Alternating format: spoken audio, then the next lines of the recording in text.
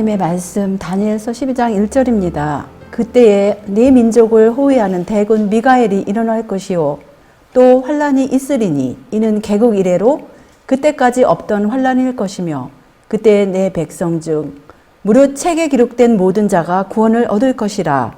오늘 우리가 이제 주님의 말씀 가운데서 개국 이래로 없던 환란의 기간이 과연 우리가 궁금하지 않습니까? 그리고 그 기간 동안에 주님의 백성들의 경험이 어떠한 경험일까요? 물론 그것은 말씀 이 한 시간을 가지고는 상당히 부족합니다. 우리가 계속하여서 그 개국 이래로 없던 환란의 경험을 이제 아침이나 아니면 그 다음 언제 기회가 될 때 이제 할 터인데, 오늘 우리가 이제 오전 시간에도 개국 이래로 없던 환란에 의해서 과연 우리가 어떠한 준비를 할 것인가, 이런 이제 말씀이었는데요.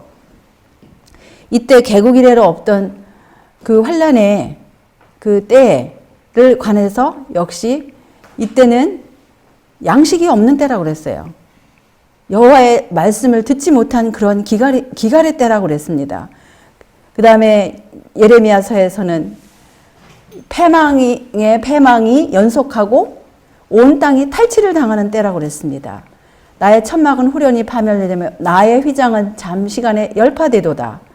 그 다음에 내가 땅을 본즉 혼돈하고 공허하며 하늘들을 우러러본즉 거기 빛이 없으며 내가 산들을 본즉 다 진동하며 작은 산들도 요동하며.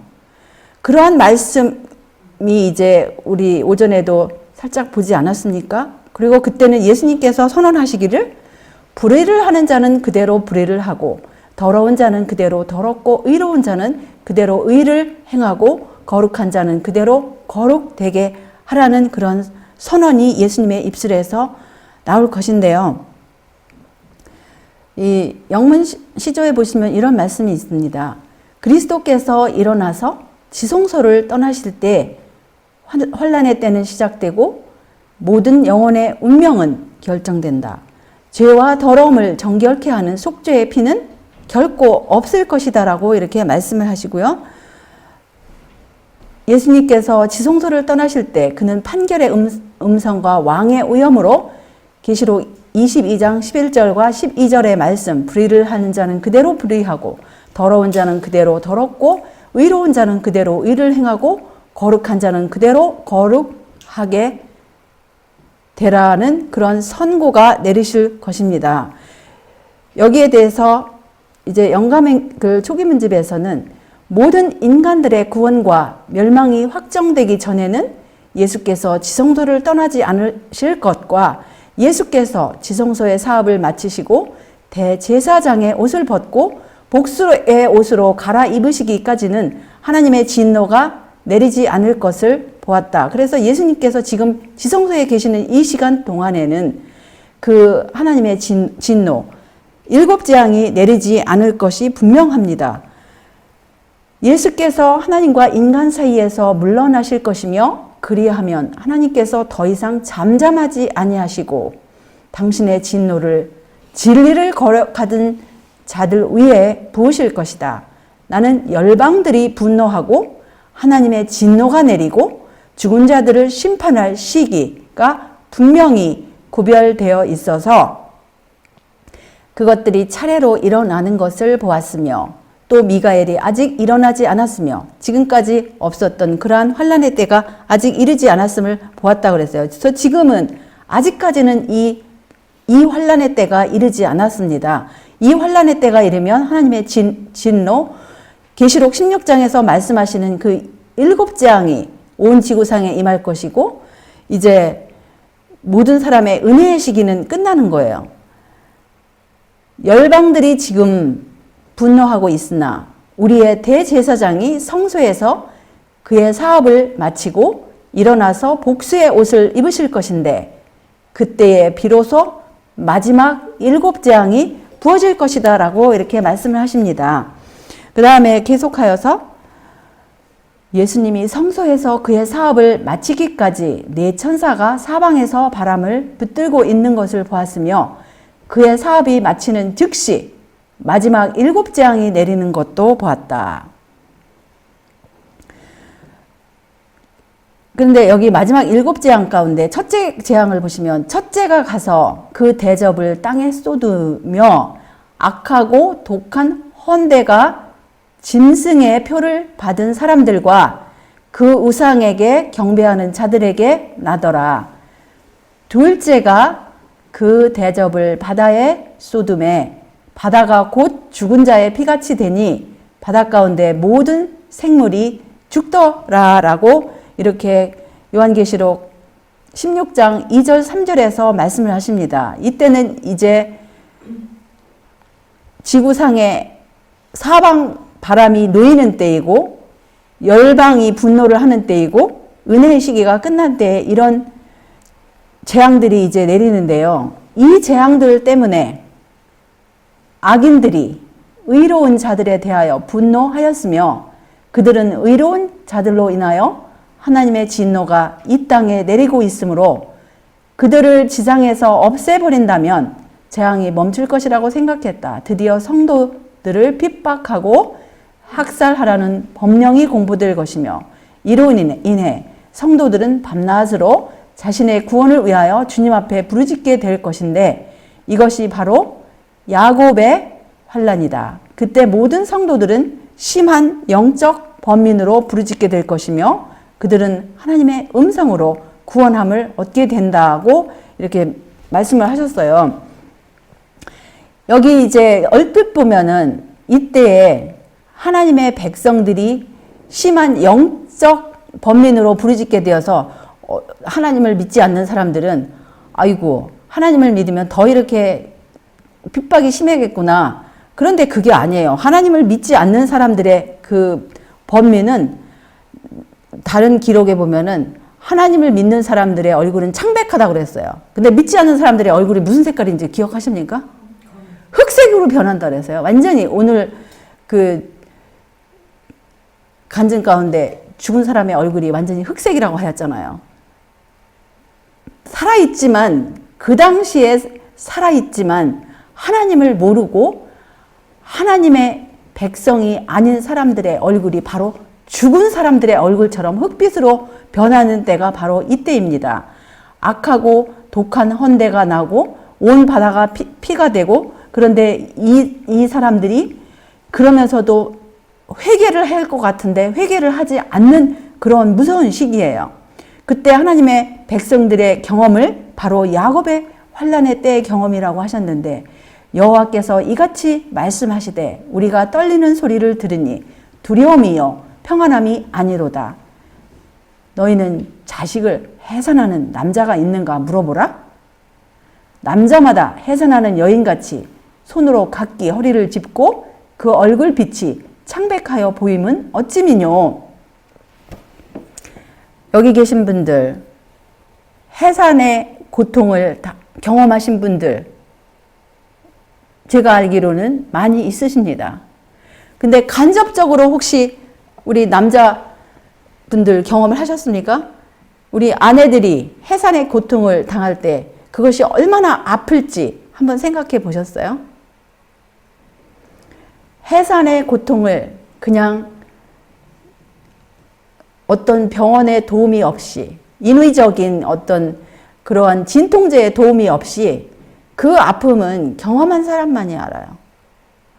제가 일부러 제가 이제 둘째 아이를 해산할 때 부탁을 했습니다. 제가 아는 의사분인데 이제 또 아는 그런 이제 간호사분들이 제가 너무 아파하니까 진통제를 저한테 하려고 하더라고요. 그래서 저는 싫다고 그랬어요. 저도 경험하고 싶다고. 이 해산의 고통이 처음부터 끝까지 그냥 천연적으로 오는 이 고통이 얼마나 심한 것인지 한번 경험해 보고 싶어서 싫다고 그랬어요. 그런데 그 기간은 짧았어요. 왜냐하면 제가 계속 육체적인 활동을 하였기 때문에 뭐 그렇게 긴 시간은 아니었지만 그래도 한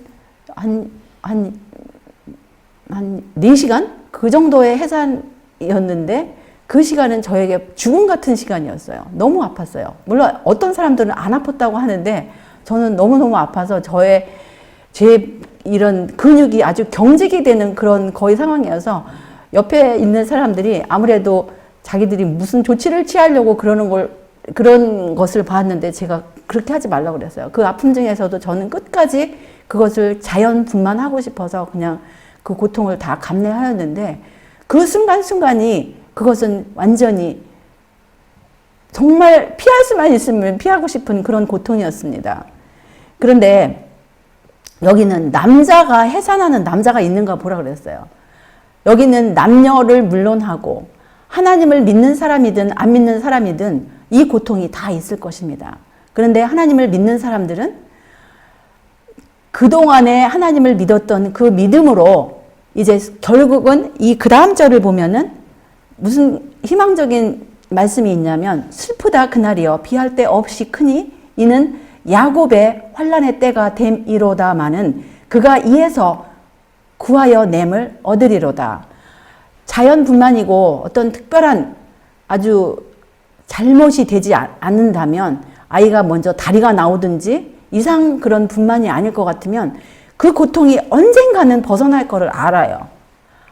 구원받는 하나님의 백성들도 역시 그 고통의 때가 심하고 너무너무 힘들고 괴롭고 아프지만 그때가 여기서 보면 이 말씀에 의하면 분명히 구하여 냄을 얻는다는 이 희망적인 말씀이 있습니다.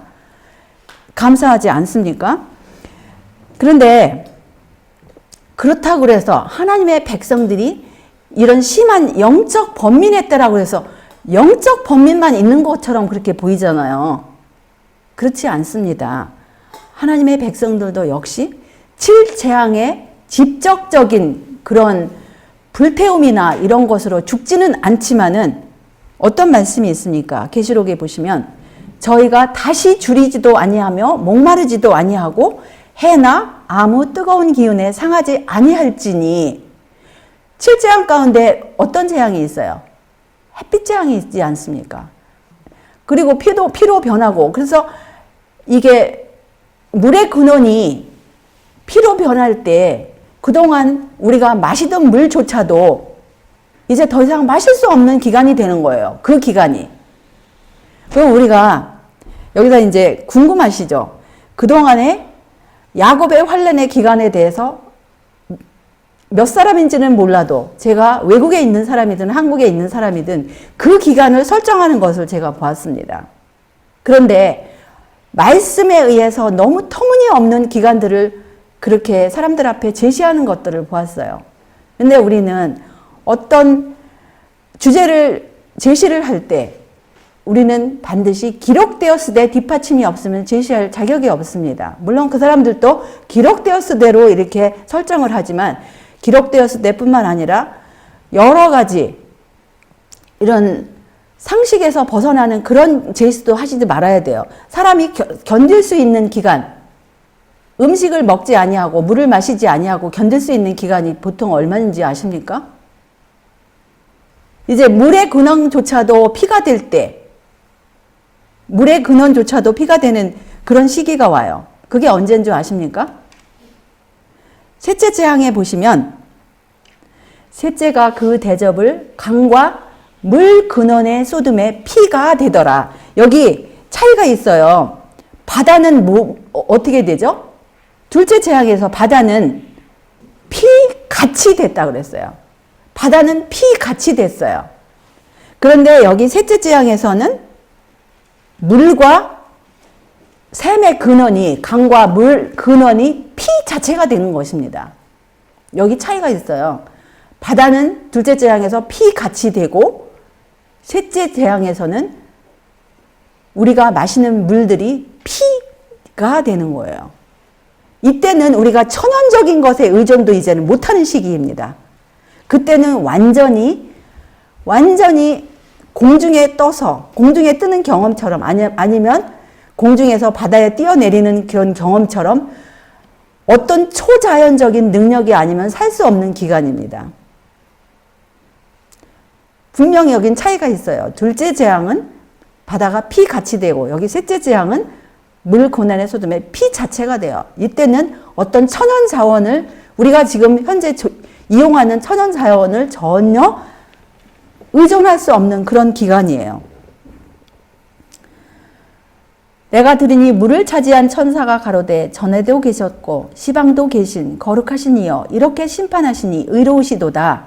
저희가 성도들과 선지자들의 피를 흘렸으므로 저희로 피를 마시게 하신 것이 합당하니이다 하더라. 그래서 이 셋째 재앙은 사형령이 내린 다음에 이렇게 셋째 재앙이 다시 이렇게 대두가 되는 것입니다. 사람들이 물을 마시지 않고 살 수 있는 이 기간은 어떤 사람들은 꽤 오래 견딘 사람이 있어요.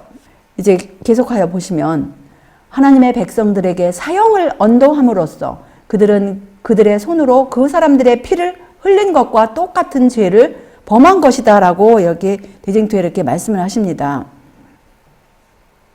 하나님의 종들의 이마에 인치기까지 아직은 네 모퉁이의 바람을 붙들고 있다. 인치는 일이 마치면 지상의 열강들은 마지막 큰 전쟁을 위하여 그들의 군대를 집결시킬 것이다.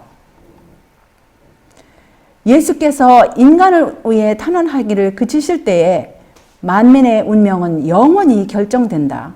이때는 그분의 종들과 회개하는 시간이다. 정결과 성결의 준비를 게을리한 사람들에게 태양은 암담함과 흑암 속으로 기울고 다시 뜨지 않을 것이다. 그러나 준비하여 기다리는 사람들은 주님을 환영하게 될 것이다. 그래서 어떤 사람들에게는 영원한 아침, 어떤 사람들에게는 영원한 밤이 될 것입니다. 우리가 밤이 오늘 저녁에 잠자리에 들어가면서 이 밤이 이제 아침이 되지 않는다고 생각하면 우리가 잠자리에 들어가고 싶겠어요? 우리는 아직까지 이 지구상이 잠자리에 들어가면 아침이 되리라는 그런 기간에 살고 있습니다. 그런데 언젠가는 더 이상 아침이 되지 않는 날이 올 것입니다. 우리 이걸 깊이 생각해 봐요. 은혜의 기간이 끝난다. 하늘에서 그리스도의 중보가 그친다. 이때는 만민에게 혼련이 임한다. 구원받은 자들에게나 구원받지 않은 자들에게나 더 이상 중보자가 없이 살아야 할 기간인 것입니다. 지금 중보자, 우리 주 예수 그리스도께서 하나님과 죄인 사이에 서 계시기 때문에 이 지구상에 그 무시무시한 전쟁 바람이 불지 않고 있어요. 각 나라들이 지금은 우리 어렸을 때는 냉전시대라고 하지 않았습니까? 그런데 언젠가부터는 이제 냉전시대가 끝났다고 하지 않았습니까?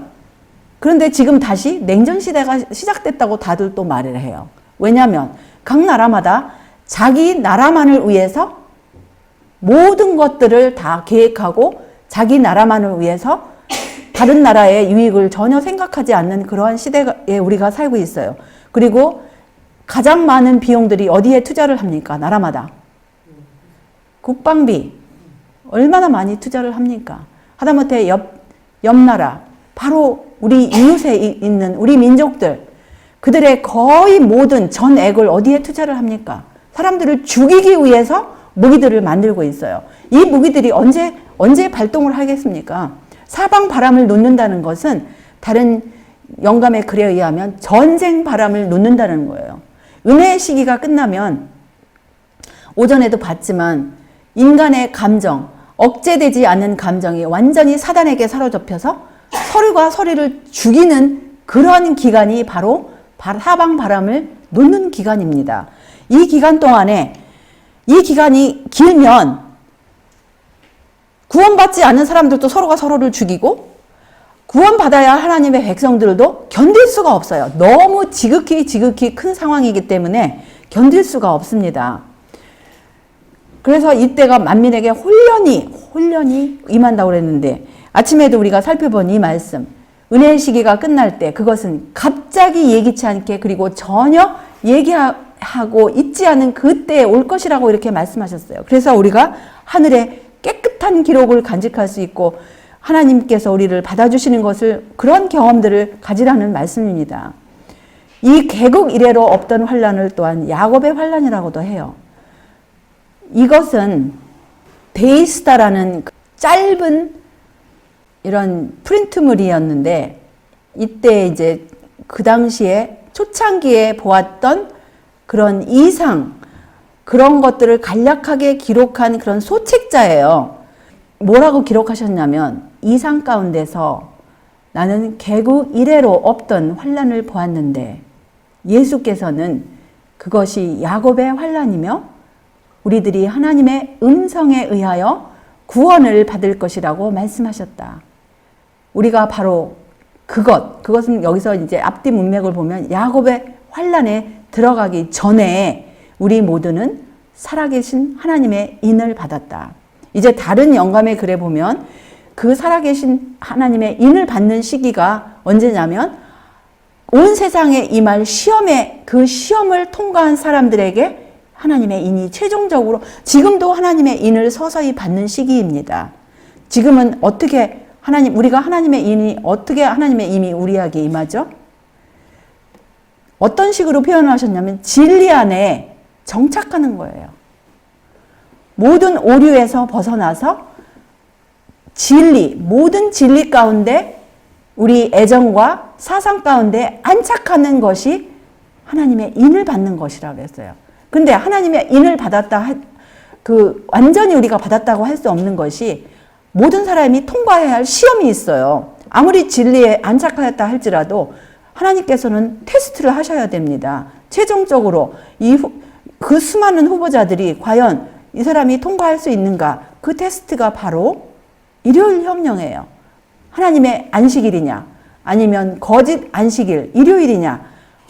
세상의 모든 재원들, 도움들이 끊어진 그 상황에서도 하나님의 계명을 지키느냐 아니냐? 이것이 이제 바로 그때 하나님의 살아계신 인이 마지막으로 최종적으로 도장을 받는 그 마지막 그 인인데요. 그때에 나는 내 천사들이 사방의 바람을 붙잡는 일을 중재한 것을 보았다.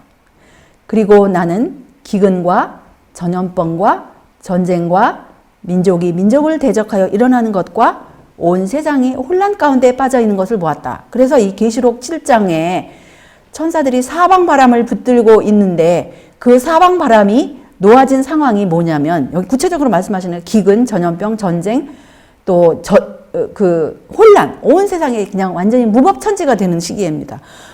우리가 지금 이렇게 평안하게 살 수 있는 건 그나마 미흡하지만 완전하지도 않지만 그래도 법이 있기 때문에 우리가 이렇게 살고 있어요. 만약에 우리가 무법천지일 것 같으면 제일 욕심 많은 사람이 제일 많이 쳐들어가고 옆에 있는 사람 걸 다 뺏어가고 아내도 뺏어가고 재산도 뺏어가고 토지도 뺏어가고 이럴 것입니다. 그런 세상에 여러분들 살고 싶어요? 아무도 살고 싶지 않아요.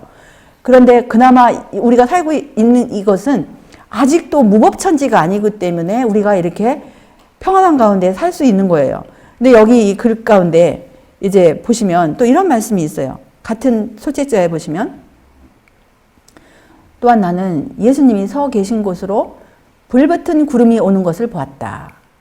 그리고 그분께서는 제사장 옷을 벗으시고 왕복을 입으신 후에 구름을 타고 동쪽으로 가셨는데 그곳에서 그 구름은 지상의 성도들에게 인자의 표징인 작고 검은 구름으로 처음 나타났다.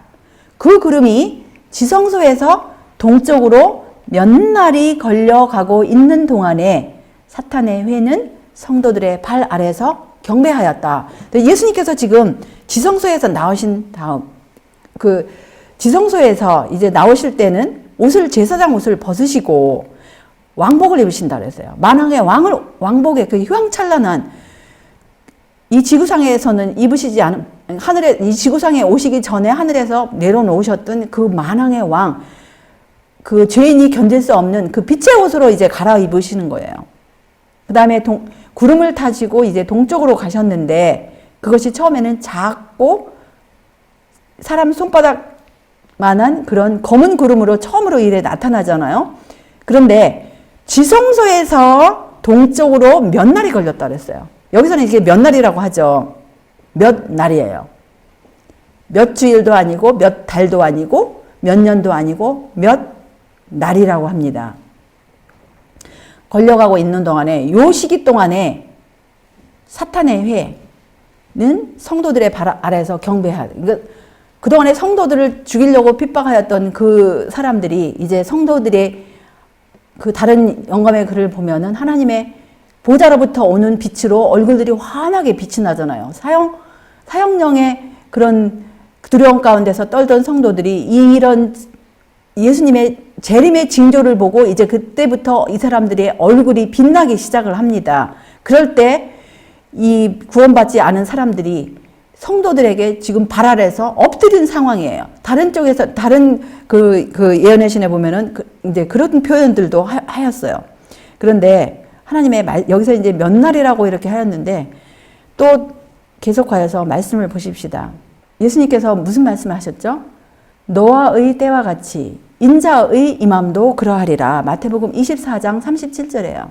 그 다음에 누가복음에서도 17장 26절에 노아의 때에 된 것과 같이 인자의 때에도 그러하리라. 노아의 때에 이제 하나님께서 노아에게 120년 동안 준비를 하라는 그런 명령을 하시고 노아는 비가 온다라는 그 당시에 현대 기별, 비가 온다, 준비하라. 그것을 120년 동안 선포를 하였습니다. 선포를 하고 하나님께서 들어가라고 하실 때에 들어갔습니다. 노아가 아들들과 아내와 자부들과 함께 홍수를 피하여 방주에 들어갔고 정결한 짐승과 부정한 짐승과 새와 땅에 기는 모든 것이 하나님이 노아에게 명하신 대로 암수 둘씩 노아에게 나와 방주로 들어갔더니 7일 후에 홍수가 땅에 덮이니 창세기 7장 7절로 10절입니다. 예수님께서 노아의 때와 같이 인자의 임함도 그러하리라고 말씀하셨어요. 이 7일 동안에는 노아가 들어가서 비가 올 그 순간까지는 아무도 몰랐어요. 노아도 언제 비가 올지라는 그것을 몰랐습니다. 밖에 있는 사람도 모르고 안에 있는 사람도 몰랐어요. 나중에 이제 7일이 지나서야 노아는 이제 알았겠죠. 그런데 밖에 있는 사람, 특별히 밖에 있는 사람들은 그동안 7일 동안에 여전히 먹고 마시고 시집가고 장가간다고 했어요. 그러죠. 자기들의 은혜의 문이 닫힌지를 모르고. 그러죠. 근데 인자의 임함도 그러하리라고 하셨어요. 은혜의 시기가 끝났는데도 여전히 다른 영감의 글에 의하면 여전히 이 땅에서는 종교가들은 여전히 예배를 드리고 기도를 드린다고 그랬어요. 구원받지 않은 사람들도 여전히 모임을 가지고 예배를 드리고 그 형식을 지킨다고 하였습니다. 그런데 하나님의 말씀 가운데서 이 7일이라는 것이 여기 이 당시에 은혜의 기간은 7일 동안의 은혜의 기간 이미 끝난 그런 시점이었어요. 근데 여기 하나님의 말씀에 보시면 이제 구약에 이런 말씀이 있어요. 레위기에 있는 말씀인데 피부에 색점이 희나 우묵하지 아니하고 그 털이 희지 아니하면 제사장은 그 환자를 7일 동안 금고할 것이며 7일 만에 제사장이 그를 진찰할지니 그의 보기에 그 환처가 변하지 아니하고 병색이 피부에 퍼지지 아니하였으면 제사장이 그를 또 7일 동안 금고할 것이며 7일 동안 금고가 무슨 뜻이죠? 맞습니다. 가두어두는 시간이에요. 가두어서 여기서 이제 이것이 과연 퍼지지 않았다 할지라도 여기는 지금 퍼지지 않은 사람조차도 가두어 놓는 거예요. 다시 살피기 위해서. 그러죠? 그래서 7일 동안 가두어 놔요. 가두어 놔서 환처가 더 이상 변하지 아니하고 피부에 퍼지지 않아서 이제 더 이상 문둥병 환자가 같지 않다. 7일 동안 그 다음에 다시 또 7일 동안 이렇게 가두어 놓습니다. 그래서 이제 퍼지지 않은 그 7일 동안에 완벽한 것을 봤을 때 이제 나섰다고 문둥병 환자가 나섰다는 그런 이제 판결을 내리고 또 여기 보시면 7일 동안 무교병을 먹을지니 너희는 7일 동안 무교병을 먹을지니 그 첫날의 누룩을 너희 집에서 제하라. 무릇 첫날부터 7일까지 유교병을 먹는 자는 이스라엘에서 끊쳐지리라. 7일 동안에는 무교병을 먹고 유교병을 너희 곳에 있게 하지 말며 내 지경 안에서 누룩을 내게 보이지도 말게 하며. 여기서는 이 누룩은 여기 이 성경절에서 누룩은 무엇을 상징합니까? 죄예요. 그렇죠. 그래서 여기 이제 죄를 상징하는 그런 누룩을 먹지 말라고 여기 이제 무교병을 만들어서 7일 동안 먹지 말라고 이렇게 말씀하셨어요. 그리고 여기 이제 그 문둥병 환자가 7일 동안 낫은 것처럼 보이는 문둥병 환자라도 7일 동안 가두고 이제 살피는 시간입니다. 이 7일, 여기서 보면 이 7일은 살피는 시간이에요. 그리고 가둬두는 시간입니다. 가둬두는 시간이고 죄가 없는 그런 기간을, 그런 것을 확인하는 그런 기간입니다. 그런데 여기 보시면 계시록 8장 1절을 보시면 일곱째 인을 떼실 때에 하늘이 반시 동안쯤 고요하더니, 일곱째 인을 떼실 때 하늘이 반시 동안, 이 일곱째 인을 떼실 때 무슨 일이 있습니까? 바로 일곱째 인을 떼실 때 예수님의 재림이 임하는 기간입니다. 그런데 성경에서 예언상 반시를 우리가 어떻게 이해할 수 있을까요? 예언상 하루는 1년이에요. 그러죠? 그 뒷받침이 어디에 있습니까? 민수기 14장 34절에도 있고 또 에스겔서 4장 6절에도 있어요. 그러면 예언상 하루가 1년일 것 같으면 예언상 1시간이 아니고 반 시간은 정확하게 말하면 7.5일 아니면 7일하고 반, 7일 반 이렇게 이제 알 수가 있습니다. 근데 하늘이 예수님 오실 때에 반시 동안 고요하다고 그랬어요. 조용하다고 그랬어요. 네, 예언의 신에 또 무슨 말씀이 있냐면 이런 말씀이 있어요. 예수님께서 지성소를 떠나가실 때 그분의 제어하는 영은 통치자들과 백성들에게서 거두어진다. 그들은 악한 천사들의 지배 아래 두게 된다. 그때 사단의 권위와 지도 아래 법률이 제정될 것인데 무엇이라고 그랬어요? 여기 보시면 어떤 기간이 아니면 아주 짧은 기간이 아니면 어떤 육체도 살아남을 수 없을 것이다. 이렇게 교회증언 1권에서 말씀하세요. 그럼 아주 짧은 기간, 그게 예를 들어 가지고 우리가 마시는 물이 피가 되는, 그래서 우리가 마실 물조차도 없는 그 기간이 예를 들어 가지고 어떤 사람이 주장하는 것처럼 몇 달, 아니면 어떤 사람은 6개월이라고 하는 사람조차도 있더라고요.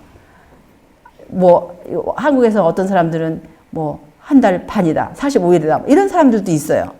그런 사람들도 있는데 여기서 그 아주 짧은 기간이 물론 사람마다 그 받아들이는 그것이 틀리겠지만 또 이제 다른 구체적으로 이제 또 말씀이 나와요. 아주 짧은 기간, 그 기간이 이제 예수님께서 지성소에서 동쪽으로 이렇게 인자의 징조가 보이는 기간이 아까 거기 데이스타에서는 몇 날이라고 했잖아요. 또 여기서는 아주 짧은 기간이라고 했죠. 그래서 인자의 임함이 노아의 때에 갔다로 노아의 때가 예언의 그 은혜의 시기가 끝난 그 기간이 7일 동안이지 않았습니까? 그런데 여기 이제 또한 이런 말씀이 있어요. 여기 이제 예수님께서 오시는 그때가 바로 그 일곱째 인이 떼어지는 그때인데 마태복음 25장 31절에 인자가 자기 영광으로 모든 천사와 함께 올 때 자기 영광의 보좌에 앉으리니, 그래서 여기 예수님께서 오실 때 지성소에서 이 동쪽 검은 구름으로 나타나는 그 기간까지가 바로 반시 동안이라고 분명히 성경에서 말씀하세요. 반시는 7.5일이에요. 그 기간이 또한 여기 이런 말씀을 하세요. 여기는 이제 거꾸로예요. 오시는 기간이 7.5일. 근데 이제 그냥 여기는 하늘로 올라가는 기간이 며칠이라고 했습니까? 여기? 초기 문집에 이렇게 분명히 나와요. 올라가는 기간이 7일이에요. 그러면 아까 성경에서 예수님께서 일곱째 인을 떼실 때 인자가 자기 영광으로 모든 천사와 함께 오는 그때 반시 동안 조용하다고 하는 그 기간이 반시라고 하였고, 여기는 올라가는, 그러니까 내려오는 기간이 반시 7.5, 그러니까 거기서도 7일, 올라가는 기간도 7일입니다. 지금 여기는 무슨 더하기 빼기가 없어요.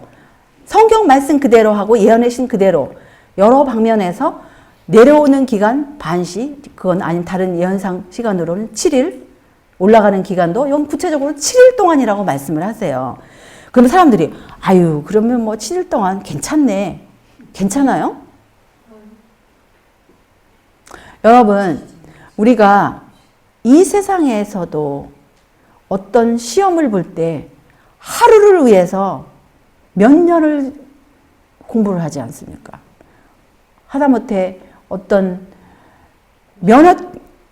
고시 공부 같은 거는 어떤 사람은 수십 년을 공부해도 떨어지고 또 떨어지고 또 떨어지고 하잖아요. 사법고시 같은 거.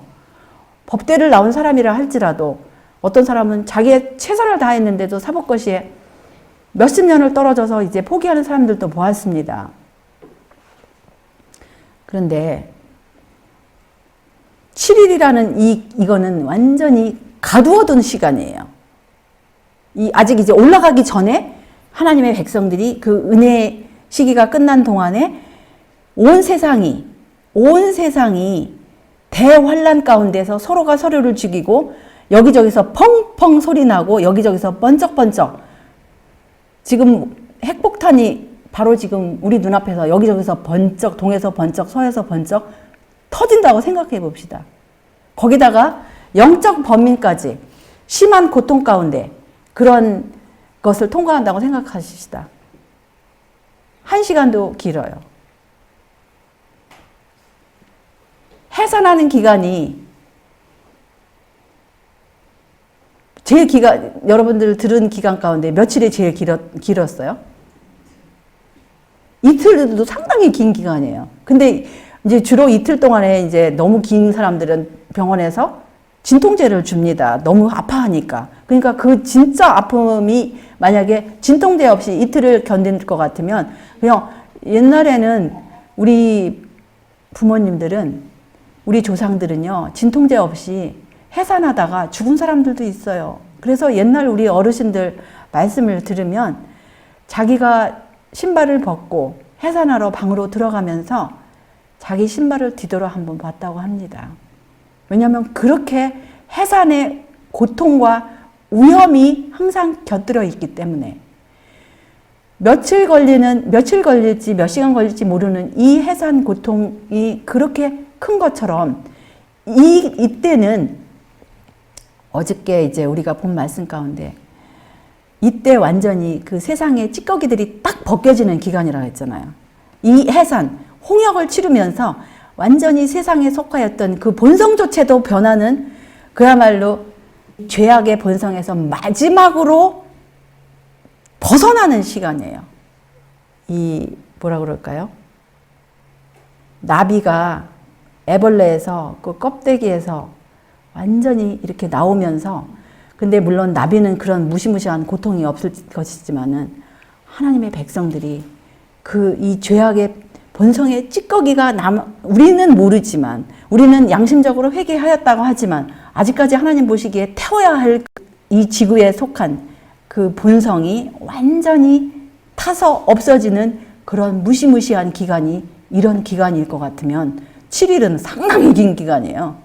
그런데 어떤 사람들은 뭐 6개월이라고 그러고 45일이라고 그러고, 이거는 완전히 그냥 어느 누구도 살아남을 수 없는 그런 기간입니다. 7일 동안도 완전히 남자는 대머리가 되고 여자들도 완전히 그냥 팥뿌리가 되고 완전히 그냥 자기 자신을 잊어버리는 기간입니다. 완전히 예수님만을 붙들고 예수님께만 완전히 매달리는 그러한 기간이에요. 그 기간이. 그래서 여기서 분명히 보면 내려오는 기간, 예수님께서 내려오는 기간 반시라고 그랬어요. 그 반시 동안 하늘이 고요한 시간이 예수님께서 하늘이 텅 빈 기간이 바로 이제 이렇게 지성소에서 이 동쪽으로 나타나는 기간이고, 이 올라가는 기간도 바로 이렇게 치료 기간입니다. 조사 심판의 사업이 마치게 되면 모든 사람의 운명은 생사간에 결정될 것이다. 은혜의 시기는 그리스도께서 하늘 구름을 타고 재림하시기 조금 전에 맞춰진다. 여기 보면 치워도 하늘 구름을 타고 재림하시기 전에 은혜의 시기가 조금 전이라고 이렇게 표현을 해요. 그런데 무슨 조금이라는 조금 전이 몇 개월이 조금 전이라고 표현할 수 없잖아요. 분명히 말씀 가운데는 반시라고 그러고 7일이라고 이렇게 말씀을 하십니다. 그래서 예수님께서 불의를 하는 자는 그대로 불의를 하고 더러운 자는 그대로 더럽고 의로운 자는 그대로 의를 행하라고 이렇게 말씀하시는 여기서는 이제 쟁투 490쪽인데 은혜의 시기가 재림 바로 조금 전에 마친다 그랬어요. 타당하지 않습니까? 의인과 악인은 그들의 생활 상태 그대로 여전히 세상에 살면서 하늘 성소에서 철회할 수 없는 마지막 결정이 내린 것도 모르고 밭 갈고 집 짓고 먹고 마시고 할 것이다. 홍수 전에 노아가 방주에 들어간 후 하나님께서는 그를 배 안에 두고 경건치 못한 자들은 배 밖에 두신 채 문을 닫으셨다. 7일 동안 사람들은 그들의 운명이 결정된 것을 모르고 경솔하고 쾌락을 사랑하는 생활을 계속하였다.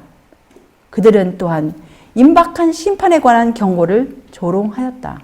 구주께서는 인자의 임함도 이와 같으리라고 말씀하셨다. 여기 예언의 신에서도 분명히 말씀하시지 않습니까? 인자의 임함도 옛날 노아 그 홍수 때에 7일 동안 자기 운명이 결정된 것도 모르고 우리 재림의 때에도 바로 그렇게 하겠다는 것입니다. 은혜의 시기가 그렇게 끝나는 것입니다. 각 사람의 운명이 결정되고 범죄한 인류에 대한 은혜의 초청이 철회되는 마지막 시간은 밤중에 도둑이 오는 것처럼 가만히 눈에 띄지 않게 올 것이다. 이렇게 말씀을 하세요. 의로움에서 행하시는 무서운 일을 통하여 하나님께서는 당신의 짓밟힌 율법의 권위를 옹호하실 것이다. 이 무서운 일이 어떻게 보면 너무나 무시무시해서 어떻게 사랑의 하나님께서 이런 일을 하실 수가 있을까 이렇게 생각할 수 있잖아요. 그런데 하나님께서 이 사단에게 사로잡힌 사람들끼리 서로 죽이고 서로 이렇게 하는 것을 하나님께서 끝까지 견딜 수가 없습니다. 율법을 범한 자들에게 내릴 심한 형벌의 정도는 주님께서 공의를 집행하시기까지 오래 참으신 것으로 알 수 있다. 하나님께서 오래 참으시고 그분께서 헤아려 보시는 죄의 분량이 차기까지 형벌하지 않고 버려두시는 그 백성들은 마지막으로 자비가 섞이지 않은 진노의 잔을 마시게 될 것이다. 그 자비가 섞이지 않은 진노의 잔이 바로 아까 우리가 본 그 계시록 16장에 있는 이런 모든 첫째, 둘째, 셋째, 넷째, 7재앙인 것입니다. 그리스도께서 당신의 중보 사업을 성소에서 마치실 때 짐승과 그 우상에게 경배하고 그 표를 받는 자들에게 이미 경고한 자비가 섞이지 않은 진노가 내릴 것이다. 하나님께서 이스라엘을 구원에 내시려 하셨을 때 애굽에 내린 재앙은 하나님의 백성의 마지막 구원 직전에 이 세상에 내릴 더욱 무섭고 큰 규모의 형벌과 성질상 매우 유사한 것이다라고 이렇게 말씀을 하십니다. 그래서 여기서도 보시면 하나님의 백성의 마지막 구원 직전이라고 그랬어요. 직전. 그 전에 이렇게 칠재앙이 내리는 거예요. 하나님의 백성들에게 사형을 언도함으로써 그들은 그들의 손으로 그 사람들의 피를 흘린 것과 똑같은 죄를 범한 것이다.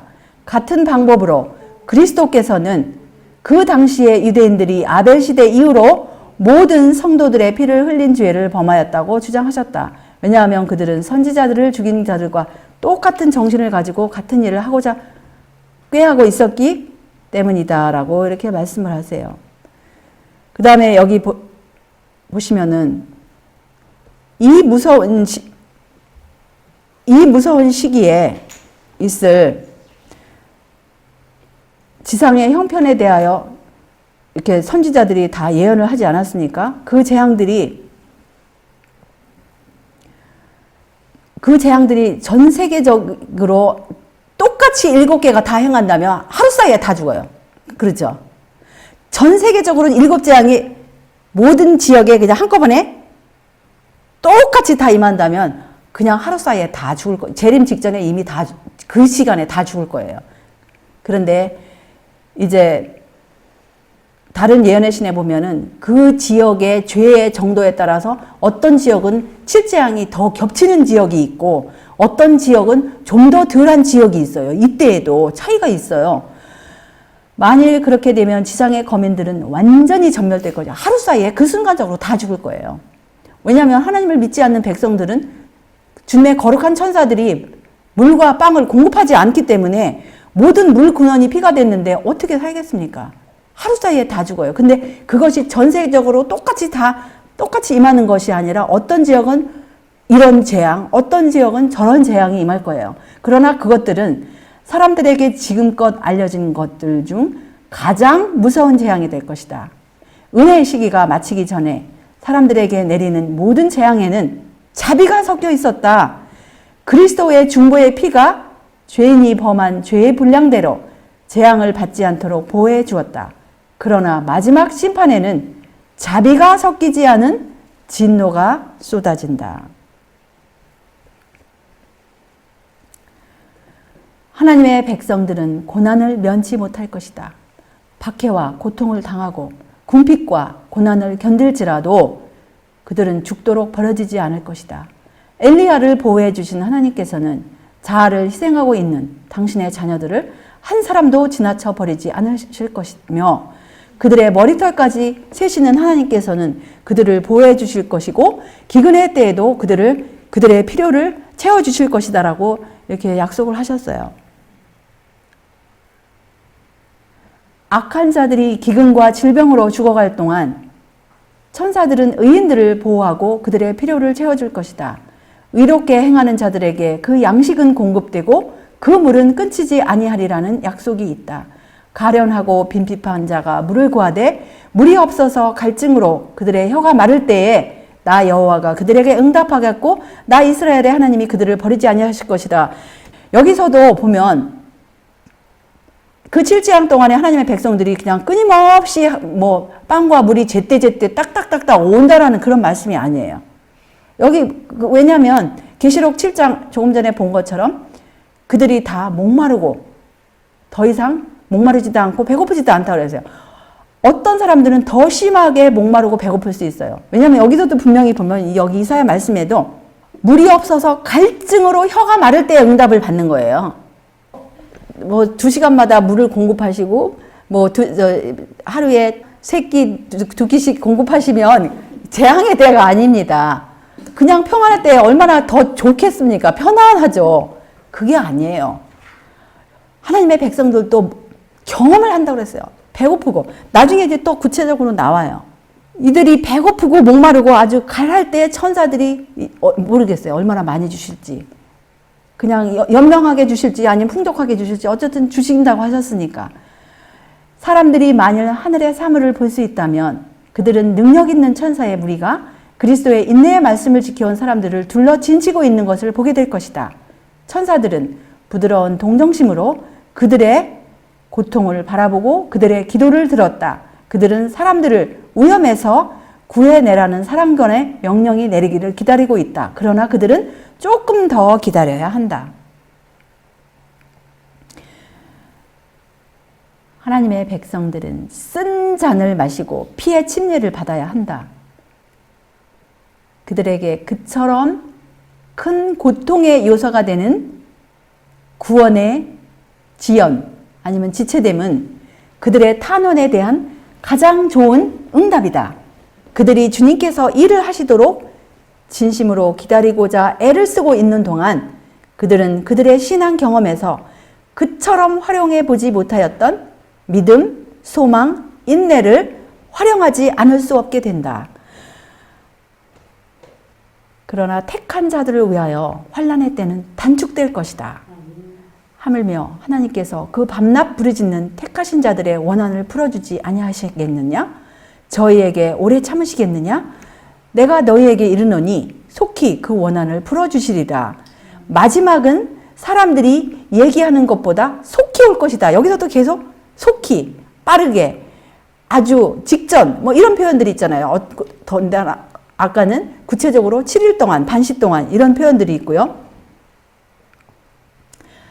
곡식은 거두어져 하나님의 창고에 들어가기 위하여 묶여지고 갈아지는 멸망의 불에 던져지기 위하여 단으로 묶이게 될 것이다.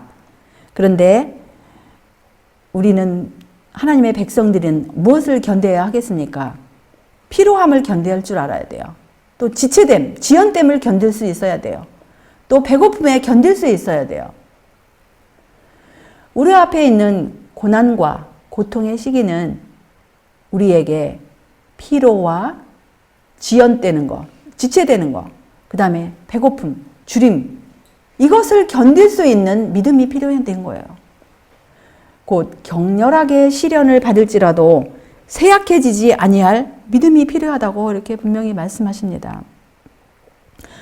그 외부적으로는 이런 온 세상이 대환란 가운데서 전쟁의 공포, 죽음의 공포, 그 사형의 공포 이런 것과 또 내부적으로는 사탄이 최악으로 시험을 하는 기간이에요.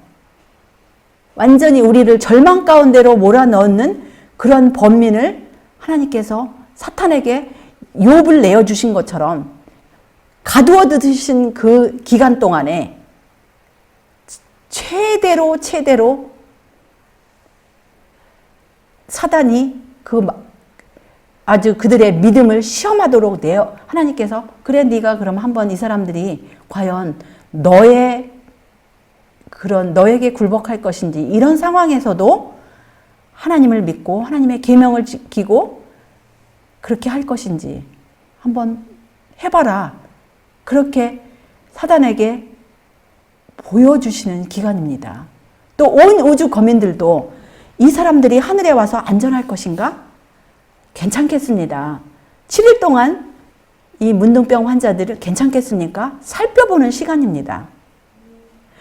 우리가 우리를 정결케 하였다고 또 하나님 보시기에 그 날마다의 회개, 고백, 자백 그러한 회개가 정말 진실된 것인지 하나님은 아시지만 그래도 우주 거민들이 봐야 되지 않겠습니까? 가두어두고 살펴보는 시간입니다. 이러한 힘들고 배고프고 외부적으로는 죽음의 공포 가운데서도 하나님을 믿는 그 믿음을 포기하지 않는 것을 끝까지 보여주고 이제 문둥병이 완전히 나섰다. 누룩이 더 이상 그들의 생애 가운데서 보여지지 않는다라는 것을 확정하는 그런 기간입니다. 각 시대를 보시는 하나님의 눈은 지상의 권세들이 하나님의 백성들을 대적하고자 할 때 그들이 당해야 하는 위기를 주목해 보셨다. 그들은 마치 사로잡혀 정배당한 자들처럼 주림과 학대로 죽음의 공포에 떨 것이다. 그러나 이스라엘 백성 앞에서 홍해를 갈라놓으신 거룩하신 하나님께서는 당신의 강한 능력을 나타내셔서 그들을 사로잡힘에서 돌아오게 하실 것이다. 이러한 폭풍 가운데서 하나님의 백성들은 포기하지 아니하고 하나님을 믿는 그들의 신뢰심을 포기하지 않을 것입니다. 그 7일 동안을 위해서 노아는 120년 동안을 이렇게 하나님께 순종을 하는 그런 연습을 하였습니다. 그 7일 동안을 위해서 노아는 이 모든 고난, 이런 모든 것을 견디고 하나님의 말씀대로 날마다 순종하는 것을 하나님께 보여드렸습니다. 그리고 그 7일 동안 얼마나 노아도 답답했겠어요. 그 안에서 과연 무슨 일이 일어날까? 배도 움직이지 않고 땅에 배는 서 있는데 지금 물 위에 떠 있지도 않고 이거 내가 내 평생을 모든 것을 투자한 이 배 안에 나는 갇혀 있고 밖에서는 사람들이 놀리고 있고 노아가 그 7일 동안 즐겼겠습니까? 노아에게도 상당한 그 기간은 고민의 기간이었을 것입니다. 과연 이 배가 둥둥둥둥 뜨리라는 그런 보장이, 그렇지만 노아는 믿음으로 그 기간을 기다렸죠. 또 하나님께 계속 기도하였겠죠. 이 사람들이 이 올림픽에 출전하기 위해서 몇 년 동안 단련하였기 때문에 이들의 근육을 보십시오. 얼마나 튼튼합니까? 이들의 그 팔다리를 보십시오. 이게 하루아침에 생긴 것입니까? 그런데 하나님의 백성들이 야곱의 환난을 통과하기 위해서 육체적인 근육뿐만 아니라 우리 영적인 근육들, 이게 하루아침에 이렇게 생기는 것입니까? 우리는 이런 것을 볼 때 우리가 배워야 합니다. 이러한 실물교훈, 이 올림픽에 출전하기 위해서 이 선수들은 각 나라에서 가장 잘하는 선수들이에요. 각 나라에서 이 수백 개의 나라에서 제일 잘하고 자기 나라를 대표하는 사람일 것 같으면 이 근육들이 좀 튼튼하겠어요. 이 사람들이 이 경기에 출전해서 단 1시간 동안 하기 위해서 단 1시간, 그 시험 기간 1시간은 바로 그 사람들을 위한 몇 년 동안 투자한, 어떤 사람에게는 수십 년을 투자한 그 연습의 시간이 단 1시간의 시험 기간을 결정이 나는 것처럼 이 7일 동안은 우리가 생각할 때 아주 짧은 기간인 것 같지만 짧은 기간이 아니에요. 그 경험에는 완전히 이거는 그야말로 모든 우리 평생에 우리가 어떻게 살아왔느냐가 결정되는, 보여주는 그러한 기간 동안입니다. 우리의 영적인 근육이 날마다 정말 이 튼튼해지기 위해서 얼마나 우리가 하나님의 말씀으로 우리의 영의 근육을 튼튼히 하고 기도로서 하나님과 씨름함으로써 우리 영의 근육이 하나하나의 근육이 더 튼튼하게 됨으로써 이 마지막 그 야곱의 환난의 때에 서야 되지 않겠습니까? 정말 이 평화로운 때에 아직도 이 은혜의 기간은 참으로 정말 말씀 그 자체가 은혜예요. 은혜는 뭐냐면 아직도 씻을 수 있다라는 거예요. 비가 내리지 않는 기간이 은혜의 시기의 끝입니다. 더 이상 씻을 수 없는 거예요. 비가 없다고 물이 없다고 생각해요. 우리의 옷이 더러운 옷을 씻을 수가 없는 기간이 은혜의 시기의 끝입니다. 지금은 우리의 옷을 씻을 수가 있어요. 물이 있기 때문에. 예수님의 은혜의 물이 있기 때문에 우리의 회개를 예수님께서 받으시고 우리의 고백을 받으시고 자백을 받으시고 우리의 각성들을 받으시는 그런 기간입니다.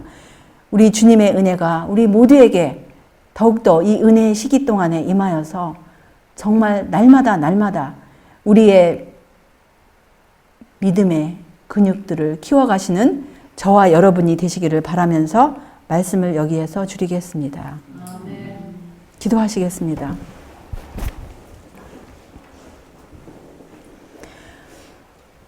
하늘에 계신 우리 대아버지, 우리 주님의 은혜 진심으로 다시 한번 감사와 찬양을 올리옵나이다. 우리 죄인들을 위해서 하나님의 무한하신 희생으로 아버지의 독생자를 우리의 구세주로 보내주시옵시고 우리의 죄 때문에 우리가 하나님의 계명을 깨뜨린 그 죄 때문에 십자가에 돌아가심으로써 우리의 죄값을 속하시고 누구든지 우리 구세주 예수님을 개인의 구세주, 죄로부터 구원하실 수 있는 구세주로 영접하시면 구원을 보장하시는 그 구원의 길을 우리에게 보여주시고 또 이 은혜의 기간 동안에 우리의 과거의 모든 우리 하나님의 계명을 깨뜨린 죄악들을 고백하고 씻음을 받고 다시금 하나님께 충성을 할 수 있는 이 은혜의 기간을 주심을 진심으로 감사합니다. 그러나 이제 곧 이 은혜의 기간, 모든 사람의 운명이 결정되는 그 기간, 그 은혜의 시기의 끝이 곧 이를 터인데, 주여, 우리들 그 때를 위해서 주신 이 은혜의 시기를 낭비하지 아니하고 하나님의 말씀을 정말 우리 마음 가운데 간직하고 말씀에 따라서 노아처럼 순종함으로써 그 마지막 그 시기에 구원함을 얻는 모두가 될 수 있도록 더욱더 큰 은혜를 허락하여 주시옵기를 우리 구세주 예수님의 귀하신 성을 의지하여 간절히 기도 올리옵나이다.